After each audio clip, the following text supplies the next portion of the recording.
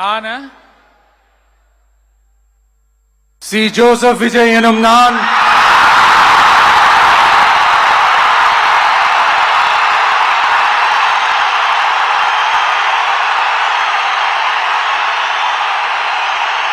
சட்டப்படி அமைக்கப்பெற்ற இந்திய அரசியல் அமைப்பின்பால் உண்மையான நம்பிக்கையும் மாறா பற்றும் கொண்டிருப்பேன் என்றும் இந்திய நாட்டின் ஒப்பில்லாத முழு முதல் ஆட்சியையும் ஒருமையையும் நிலை நிறுத்துவேன் என்றும் தமிழ்நாட்டு அரசின் முதலமைச்சராக உண்மையாகவும் உளச்சான்றின்படியும் என் கடமைகளை நிறைவேற்றுவேன் என்றும்